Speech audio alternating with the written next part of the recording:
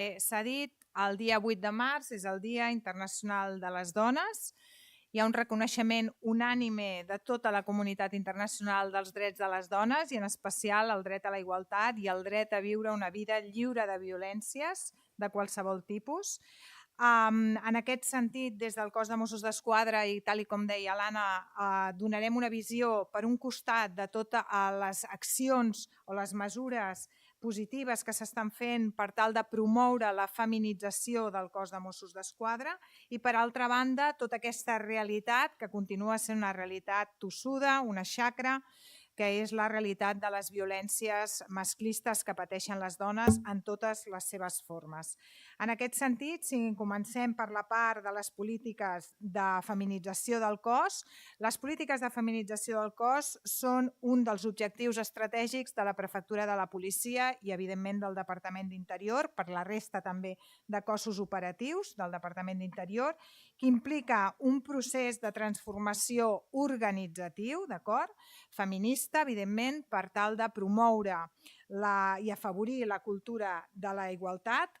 Una qüestió que s'ha de tenir molt clara és que quan parlem de feminització del cos, el que estem parlant és de fer polítiques de drets fonamentals i això ha de quedar molt clar.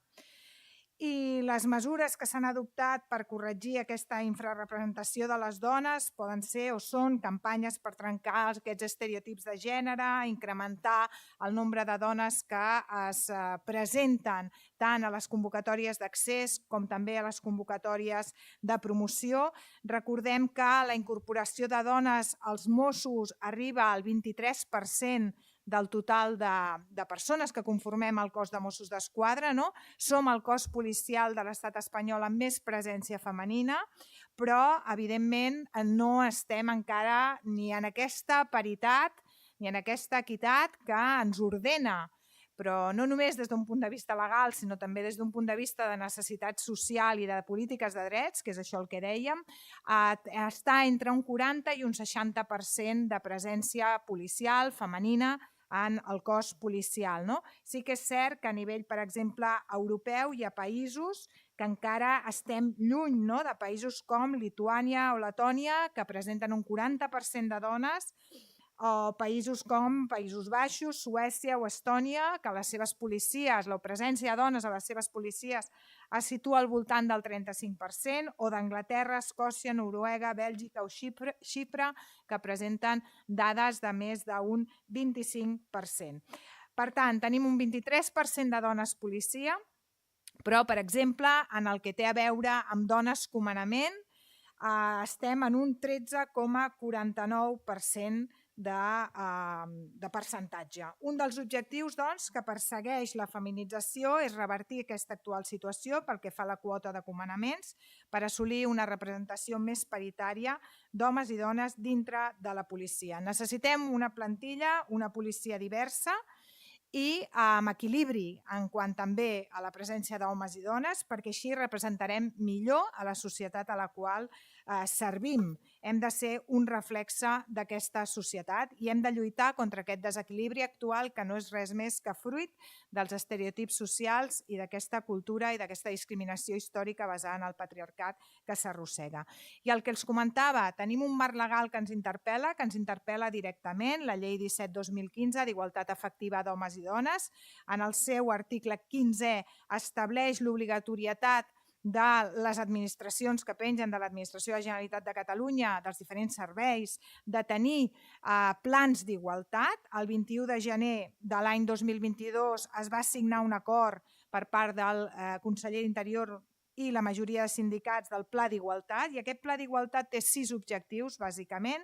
El primer, promoure la igualtat d'oportunitats. El segon, prevenir l'assetjament per la seva detecció i erradicació, assetjament sexual, assetjament per raó de sexe, d'orientació i d'identitat sexual. Promoure la integració de la perspectiva de gènere en l'organització i l'estructura interna del cos. Importantíssim abordar aquesta perspectiva de gènere, incorporar-la. Promoure la transversalitat de gènere en les polítiques de seguretat, és a dir, com recollim les dades, amb quina mirada estem intervenint. Fomentar l'assoliment i també, evidentment, fomentar l'assoliment d'una representació paritària.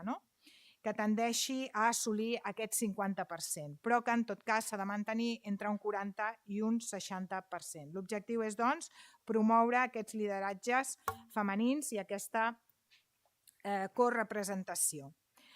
El sistema de reserva de places, com saben vostès, és una de les mesures que s'han implementat i és una mesura, evidentment, que té una finalitat, que té una temporalitat.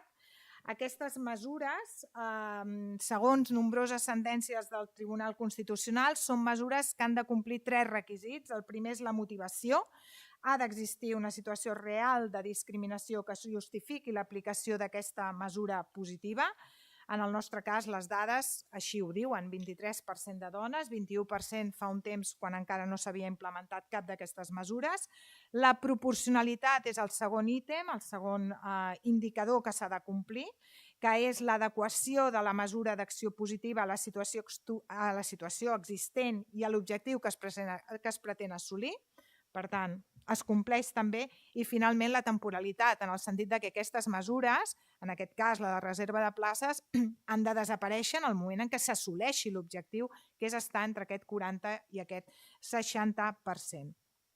Aquesta feminització implicarà, doncs, un procés de transformació que passa per trencar prejudicis, trencar estereotips, promoure referents femenins, incorporar la perspectiva de gènere també en els processos selectius, promoure lideratges femenins, normalitzar infraestructures, impulsar polítiques que millorin, situar al centre les cures, el benestar emocional i la salut de les persones, fomentar, evidentment, doncs, tot el que té a veure també amb la lluita contra les violències.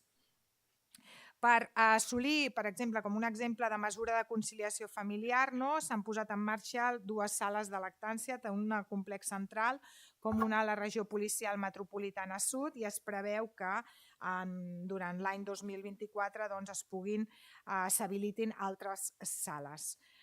Evidentment, doncs, això, pel que dèiem, en el marc d'aquest Dia Internacional de la Dona, malauradament hem de continuar parlant de les violències sexuals, de les violències de gènere o de totes les formes de violència masclista que encara les dones pateixen aquí a casa nostra i al país i al món en general. Sí que remarcaré 4 dades. A partir d'aquí, en temes de violència sexual, l'any 2023 es van instruir un total de 3.759 denúncies per violència sexual en qualsevol de les seves formes, de qualsevol dels seus delictes. Estic parlant exclusivament de dones, víctimes dones. Si ens anem a dades que englobin el global d'homes i dones víctimes, evidentment els fets pugen a més de 4.400 fets, d'acord? Però, Dia Internacional de les Dones, ens centrem en donar dades de dones. Aquestes 3.759 denúncies suposen un 33,58% més respecte a les denúncies que es van interposar l'any 2022. Per tant, en aquest sentit, pensem realment que saben vostès que l'any 2020 es crea una unitat central d'agressions sexuals, que a posteriori es va crear un gabinet de violències sexuals. Pensin que el cos de Mossos d'Esquadra, els 2 únics àmbits operatius policials que regula mitjançant els gabinets és l'àmbit antiterrorista i l'àmbit de les violències sexuals. Això, evidentment, va fer que s'engegués tota una maquinària que no només tenia a veure amb la persecució del delicte i en aquest canvi de paradigma en com havíem investigat els delictes fins ara amb la creació de la UCAS, de la Unitat Central d'Agressions Sexuals, ara ja Àrea Central de Violències Sexuals, sinó que també interpel·lava a tenir una estratègia de cos que passés per molts altres àmbits i que, per tant, tingués clar com s'havia de fer l'abordatge des de la prevenció, com s'havia de fer l'abordatge des de la detecció dels casos, fer molt millor detecció i com s'havia de millorar l'atenció i el seguiment d'aquestes víctimes. Per tant, sempre la voluntat ha estat mantenir un abordatge integral i en aquest sentit el fet de tenir una unitat centralitzada, també recorden l'any passat es va fer una roda de premsa conjunta amb el cap de la Comissaria General d'Investigació Criminal, el comissari Chacón, on es va presentar una nova base de dades que ens permetria tenir molta més informació d'intel·ligència. I aquesta informació d'intel·ligència també ens ha permès desmitificar i centrar la prevenció on l'hem de centrar. Qüestions com la sospita de submissió química, qüestions com les agressions sexuals amb més d'un autor, tenir dades qualitatives ens han permès reorientar la nostra acció preventiva. Vam encetar el pla amb un pla específic per contextos d'oci i en aquest marc es va fer moltíssima prevenció i s'han fet moltes xerrades de prevenció i d'informació i de sensibilització en els i les treballadores d'aquests contextos d'oci i això s'ha vist molt efectiu. Per tant, en aquest sentit i per tancar l'argument, que tinguem un augment d'un 33,58% de violències sexuals, creiem que no necessàriament significa que hi hagi un augment de la violència sexual, sinó que es deu a molts factors i un dels quals és saber on hem d'enfocar la prevenció, en aquest cas nostra, i que això té resultats, perquè sí que s'ha observat que, per exemple, en contextos d'oci s'ha desplaçat les violències més greus fora d'aquests establiments d'oci o fora d'aquests contextos d'oci i que ara continuem tenint, evidentment, violències sexuals en aquests contextos, però són violències sexuals que des d'un punt de vista penològic són menys greus, d'acord? No vull dir, evidentment, que no impactin en la víctima de manera gravíssima, perquè potser un tocament per una persona, depenent de la seva motxilla sociobiogràfica o del context en el que es produeixi, pot ser molt greu, d'acord? Però sí que és cert que des d'un punt de vista estrictament objectiu penològic, del tipus de conducta que es produeix, hem observat que hi havia un desplaçament d'aquestes conductes. Per tant, continuarem fent prevenció, continuarem fent informació, sensibilització i, evidentment, no només nosaltres, perquè hem de destacar tota la campanya que s'ha fet i el lideratge que es porta des del Departament d'Igualtat i Feminismes en aquest àmbit, que interpel·la a totes les administracions de la Generalitat a tenir polítiques clares en aquest àmbit. Tornem doncs a la sexual, tenim aquest augment d'aquest 33,58%. Si parlem en xifres, en nombre de víctimes ateses, això són denúncies, però si parlem en víctimes, estem parlant de 4.027 dones víctimes d'aquestes violències. Per què hi ha aquest decalatge de dades? A vegades ho hem explicat, tu pots tenir una denúncia amb més d'una víctima, per això hi ha aquest decalatge. Això en relació a les violències sexuals. Per tant, continuarem estant molt amatents a l'evolució d'aquestes violències, continuarem gestionant aquesta part de realitat delinqüencial per nosaltres amb el màxim òrgan de control que hi ha al nivell del gabinet del terrorisme, com és el Gabinet de Violències Sexuals, i continuarem treballant per enfocar la nostra acció policial cap a allò que, com a mínim, en aquella parcel·la de la qual tenim coneixement, que és la denúncia, perquè, obro parèntesis, saben vostès que en aquest àmbit encara la xifra oculta és molt alta, però sí que és cert que nosaltres com a policies hem de treballar amb allò que coneixem i allò que coneixem és allò de la denúncia, d'acord? En l'àmbit doncs, de la violència masclista, en l'àmbit de la parella, allò que en termes de la llei orgànica 1/2004 anomenem violència de gènere, s'anomena violència de gènere, també hem observat un augment en el nombre de les denúncies d'un 10,7%, situant-nos en un total de 16.789 denúncies.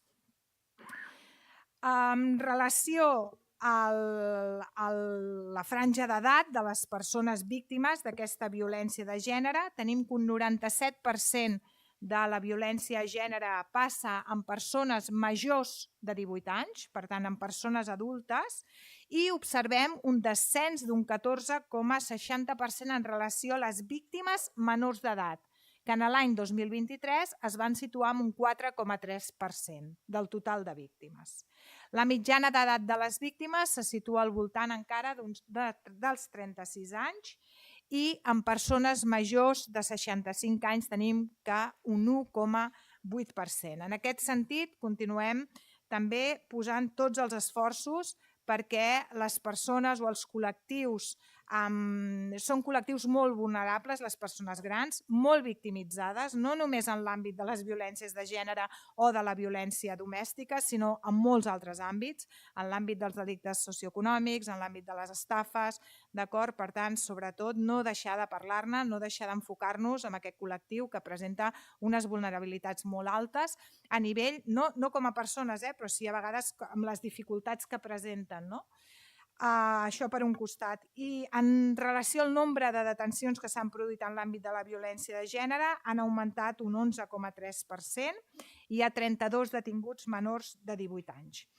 I si ens centrem en les violències sexuals que ocorren en el si de les parelles, aquesta continua augmentant amb un 33,5%. Les violències sexuals en contextos de parelles són les violències extremadament complicades de detectar. Per què? Perquè generalment no requereixen d'una violència física, sinó que la pròpia relació de parella utilitzen altres mètodes de persuasió coercitiva que fan que les víctimes acabin patint agressions sexuals en la parella, d'acord? Que no passen necessàriament per una violència física, perquè s'exerceixi una violència física, sinó que amb aquesta persuasió coercitiva, amb aquesta violència psicològica, amb aquest xantatge, amb aquesta extorsió, amb aquesta violència, succeeixen, i per tant això sí que també s'ha de fer molta pedagogia, perquè encara veiem que hi ha molt mite i molt estereotip en relació a aquesta qüestió, no? I en relació a la violència familiar, és a dir, la violència masclista que es produeix en contextos de família, el que en llenguatge penal seria violència domèstica, víctima dona, s'han interposat aquest any 2023 un total de 3.843 denúncies, que també suposen un 7% més respecte al total de denúncies i equivalen a 4.508 víctimes. Per tant, tenim un augment en el nombre de denúncies per violència sexual, un augment en el nombre de denúncies per violència de gènere i un augment en el nombre de denúncies per violència masclista en l'àmbit de la família. Si ens centrem ara en els feminicidis, l'any passat van ser assassinades 13 dones per violència masclista en l'àmbit de la parella, per tant, violència de gènere, el que suposa un increment d'un 68,4% respecte a l'any 2022. En xifres absolutes vam tenir 9 homicidis l'any 2022 i l'any 2023 13 víctimes mortes. La mitjana d'edat d'aquestes víctimes és de 39 anys. En un 46,20% dels casos de feminicidi, l'entorn de la víctima tenia coneixement de la situació de violència que estava patint. En aquest sentit, continuar treballant amb aquests entorns, sent absolutament conscients de la dificultat sovint que presenta per aquest entorn, és a dir, sense criminalitzar l'entorn, però sent conscients de que qualsevol informació que es percebi s'ha de poder significar, s'ha de poder interpretar i s'ha de poder traslladar als serveis d'intervenció especialitzada, que són els professionals capacitats per fer una bona intervenció. És a dir, quan aquell familiar, quan aquell veí, quan aquella veïna, quan aquell company, companya de feina detecta una situació que podria estar relacionada amb una situació de violència, sisplau, que es comuniqui aquell professional que té la capacitat, que està en la formació capacitadora per intervenir, perquè és clau la intervenció d'aquest entorn. I en aquest sentit sí que volem posar-ho en valor i tenint en compte i reconeixent les dificultats, perquè en els processos de violència de gènere el primer que fa el maltractador és aïllar aquella persona d'aquell entorn, no? Per tant, presenta una sèrie de dificultats arribar a la víctima. Però sí que és cert que en un 46,20% d'aquests homicidis hi havia presència, coneixement per part de l'entorn. Per altra banda, el 38,5% de les víctimes tenia fills o filles menors d'edat. Fills o filles menors d'edat. La resta de víctimes mortals no tenien fills menors d'edat o aquests eren majors d'edat. Pensin que l'impacte que té un homicidi en aquest àmbit per aquell infant és... no hi ha paraules, és a dir, és extremadament traumàtic. Aquell infant no només perd la mare, sinó que perd la mare, perd el pare, perd el seu nucli de referència. Per tant, 38% d'aquestes dones tenien fills menors d'edat. En el 30% dels casos coincideix que la víctima havia trencat la relació o havia manifestat que la volia trencar. Continua sent un indicador de risc claríssim, d'acord? Claríssim quan la persona percep que l'altra persona l'abandona, i aquest abandonament pot ser real o pot ser percebut, és a dir, real com en aquests casos, que la víctima manifesta vull trencar la relació de parella o fa accions per trencar-la, d'acord? O bé percebuda, és a dir, que la persona agressora percebi que serà abandonada. Doncs en un 30% dels casos s'havia manifestat aquesta voluntat i únicament en 7,7% dels casos la víctima havia interposat una denúncia contra l'autor. en un d'aquests 13 casos. I, per tant, no tenia seguiment actiu per part de forces i cossos de seguretat, per part de la policia, ni en tenia coneixement el sistema de justícia criminal i, evidentment, doncs, en cap dels casos, inclosa aquesta víctima mortal, que sí que havia interposat denúncia, cap d'elles, evidentment, disposava de mesures judicials de protecció ni mesures policials de protecció. Entenem i defensem des del cos de Mossos que la denúncia continua sent un factor de protecció i que, per tant, s'ha de promoure, en aquest sentit, s'ha de promoure la denúncia. En relació a les persones autores, la mitjana d'edat és de 42 anys i sobre el tipus de violència denunciada, la violència psicològica apareix en un 77% dels casos. Els processos de violència de gènere comencen amb un procés de violència psicològica, per tant, té tot el sentit del món que hi hagi aquest 77% de casos en què s'exerceixi una violència psicològica.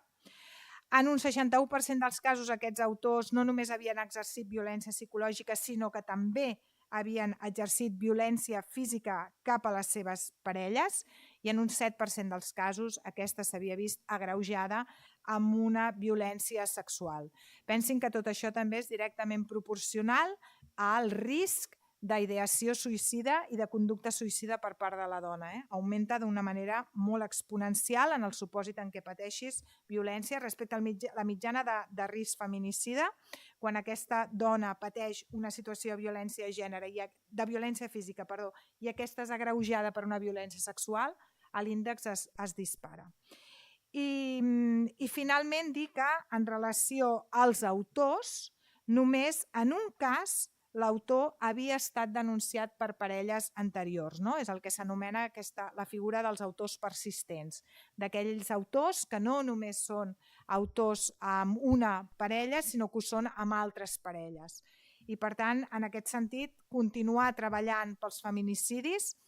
Els feminicidis requereixen una hipòtesi específica. Hi ha autors que diuen que la personalitat feminicida s'acosta més a un homicida ordinari que no a un maltractador.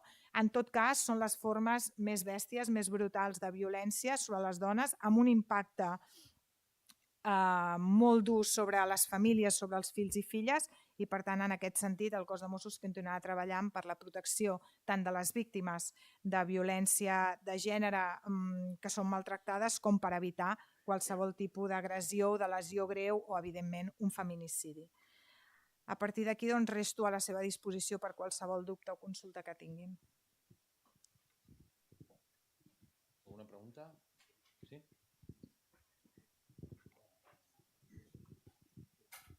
Sí, diferencieu violència masclista en la parella i en l'àmbit familiar. En aquest segon cas, a què es refereix? Potser violència del pare respecte a la filla o... Sí, la violència masclista en l'àmbit de la parella és el que a nivell jurídic correspondria a la Llei Orgànica 1/2004, d'acord. En temes de violència masclista en l'àmbit familiar correspondria a les altres formes de violència domèstica en què l'agressor és un home i la víctima ha de ser una dona. Per exemple, un net que pega a la seva àvia o un avi que pega a la seva neta. És a dir, quan es dona qualsevol d'aquestes altres relacions. Correcte, totes les combinacions possibles dels subjectes passius que estan descrits al 173.2 del Codi Penal, excepte, evidentment, la parella. O, per exemple, una dona que agradeix... No, en aquest cas no és masclista en l'àmbit de la parella. Fora anava a dir una dona que agradeixi al seu marit. No, això és domèstica.